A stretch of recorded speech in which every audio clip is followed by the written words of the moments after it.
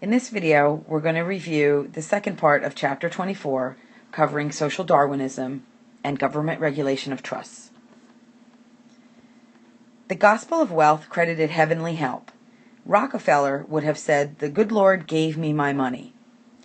The wealthy, entrusted with society's riches, had to prove themselves morally responsible according to the gospel of wealth, as said by Andrew Carnegie in the DBQ, the document clip that we read today in class. Most defenders of capitalism relied on the survival of the fittest theories of Herbert Spencer and William Graham. They were social Darwinists who argued that individuals won their stations in life by competing on the basis of their natural talents. Evolutionary proponents, Spencer and Sumner, were likened to Charles Darwin, who stressed the adaptation of organisms, but it was based more on the British laissez-faire economists David Ricardo and Thomas Malthus. Spencer, not Darwin, coined the phrase survival of the fittest. The millionaires are a product of natural selection, which is something that Sumner said. This was self-justification by the wealthy and involved a contempt for the poor. Russell Conwell became rich by delivering the lecture Acres of Diamonds thousands of times. The plutocracy took its stand on the Constitution. The clause that gave Congress sole jurisdiction over interstate commerce was a godsend to monopolists. The giant trusts also sought refuge behind the 14th Amendment. The courts ingeniously interpreted a corporation to be a legal person. Therefore, it couldn't be deprived of its property by a state without due process of law, leaving it just to the federal government to regulate. Giant industrialists incorporated in easy states like New Jersey, where restrictions on big business were mild or non-existent. Masses of people began to mobilize against monopolies.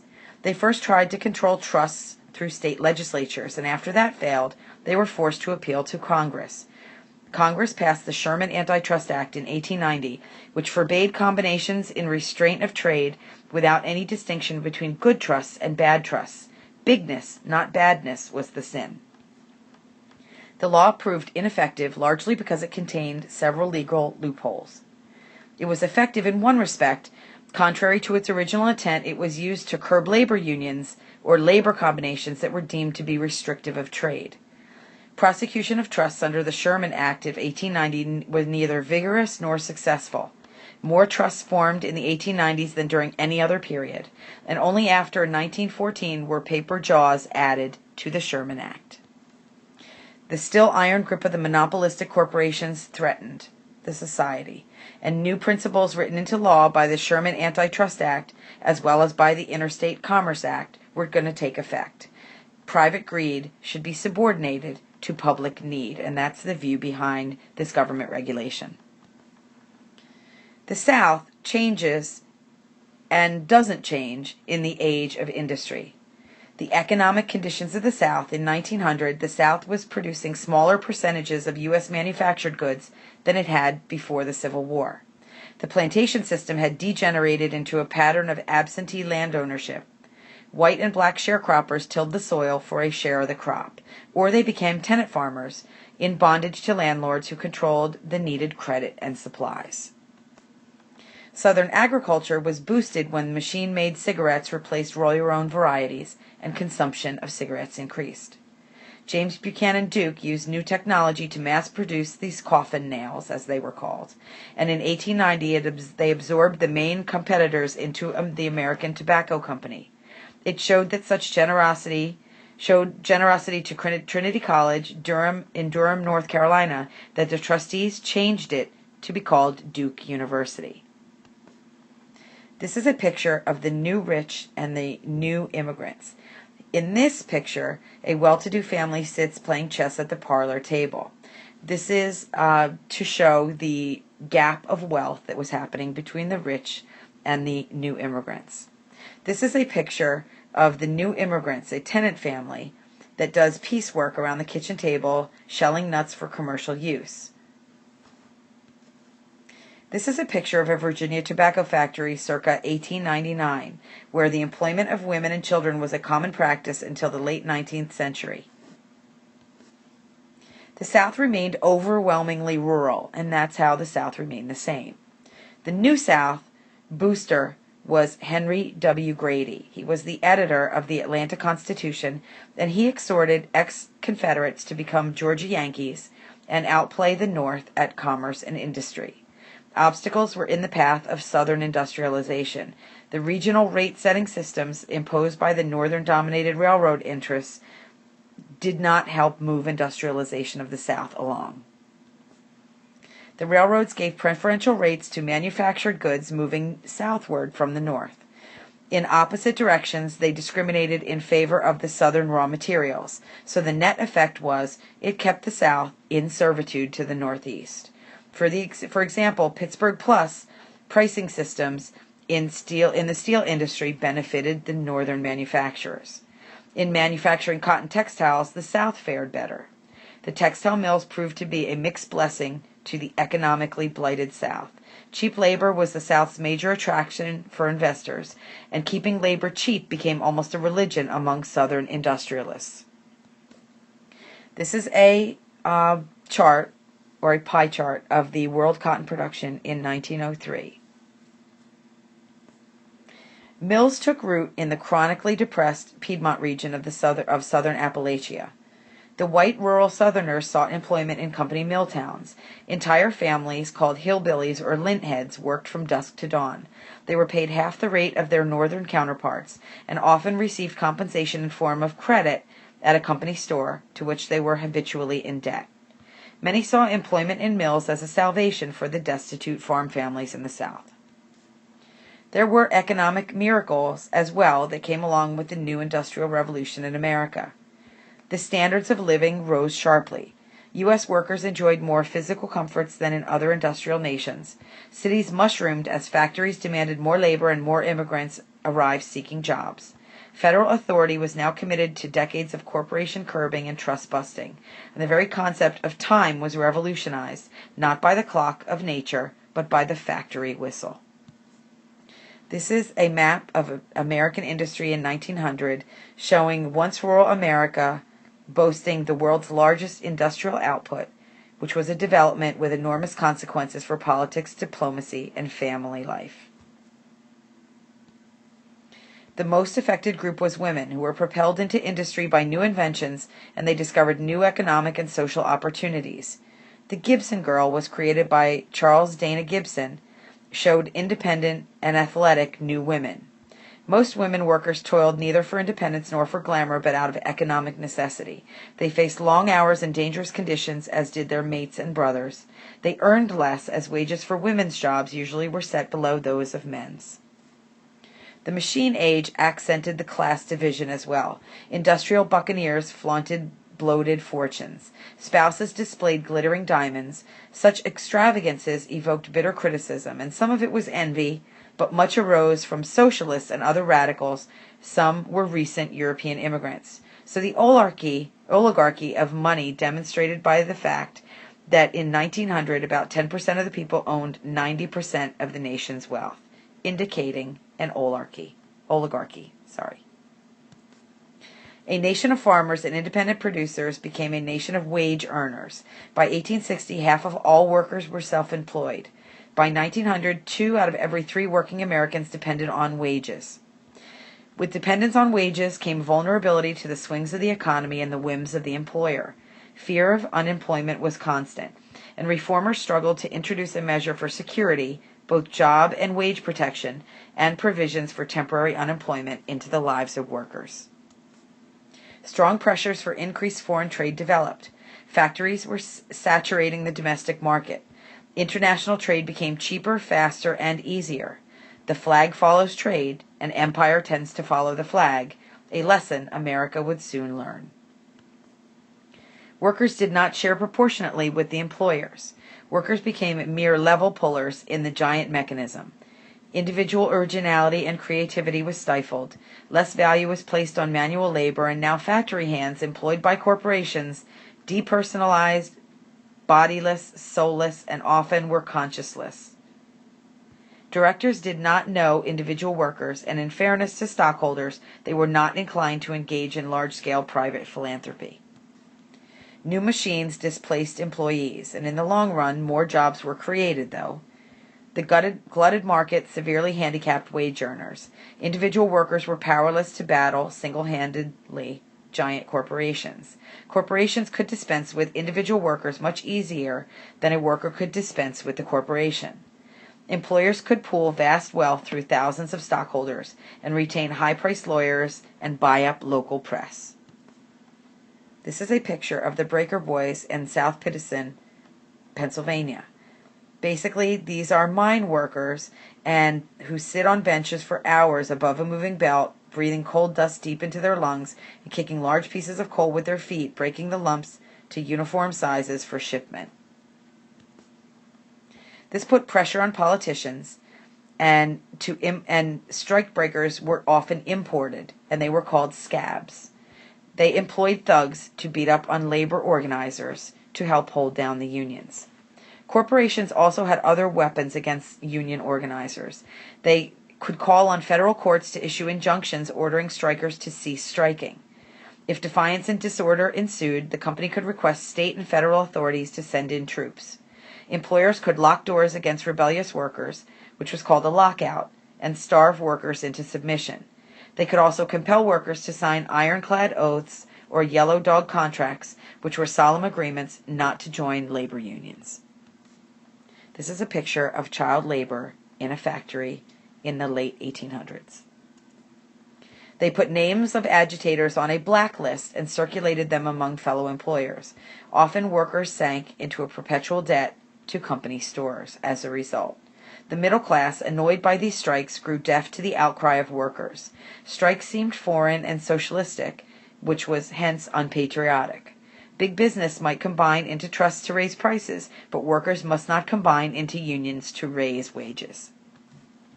Labor unions were boosted by the Civil War. The loss of human life drained the labor supply.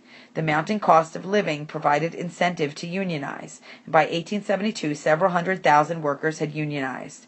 There were 32 national unions representing such crafts as bricklayers, typesetters, and shoemakers. The National Labor Union was organized in 1866 and represented giant boot strides by workers. This was one of the first national-scale unions to form. It was aimed to unify workers across locales and trades to challenge ever more powerful employers. It lasted 6 years and attracted an impressive total of some 600,000 members, including skilled, unskilled, and farmers. It excluded Chinese and made only nominal efforts to include women and blacks. The Colored National Labor Union was formed at this time as well, and their support for the Republican Party and the persistent racism of white unionists prevented the two national unions from working together. The National Labor Union called for arbitration of industrial disputes, the 8-hour workday. They won the latter for government workers, but the union was eventually crippled by the Depression of the 1870s. The Knights of Labor seized the torch that was dropped by the National Labor Union. They were officially known as the Noble and Holy Order of the Knights of Labor. They began in 1869 as a secret society with a private ritual, passwords, and a special handshake. Secrecy, which continued until 1881, forestalled reprisals by employers. They sought to include all workers in one big union, skilled and unskilled, whites and blacks, men and women. They sought only to bar non-producers, liquor dealers, professional gamblers, lawyers, bankers, and stockbrokers.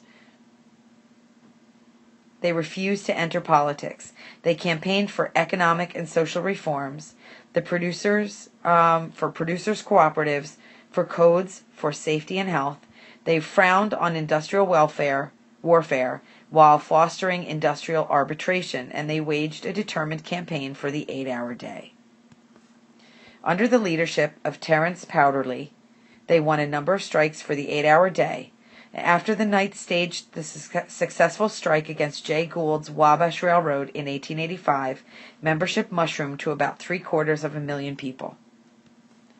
They got involved in a number of May Day strikes in 1886. About half of them failed, but the focal point was Chicago with 80,000 Knights.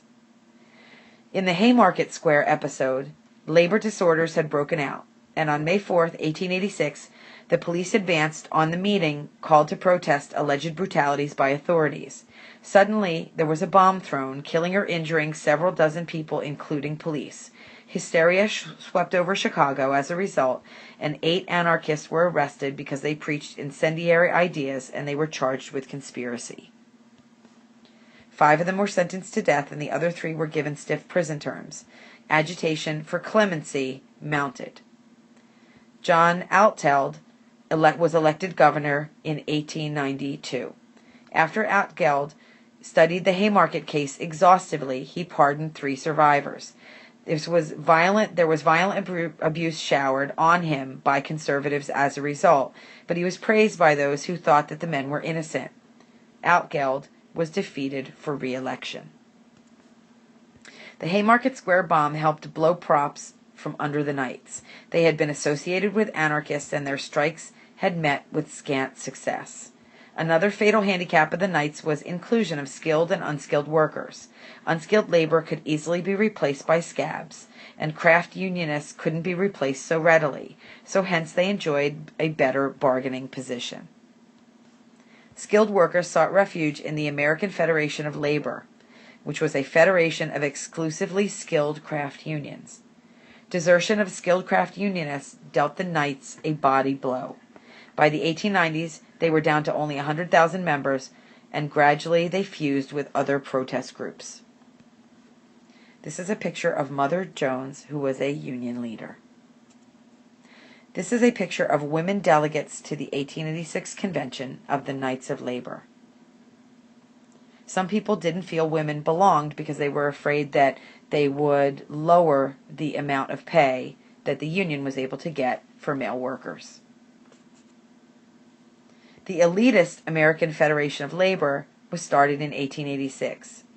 This was largely the brainchild of Samuel Gompers, who had been a cigar maker, but was elected president of the AFL every year except for one, from 1886 to 1924. The American Federation of Labor was a federation, an association of self-governing national unions. Each were independent, with the AF of L unifying the overall strategy, but no individual laborer could join the central organization.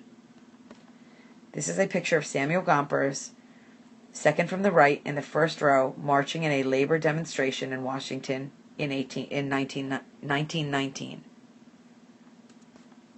Gompers adopted a down-to-earth approach. He soft-pedaled attempts to engineer sweeping social reforms. He was a bitter foe of socialism, and he shunned politics for economic strategies and goals.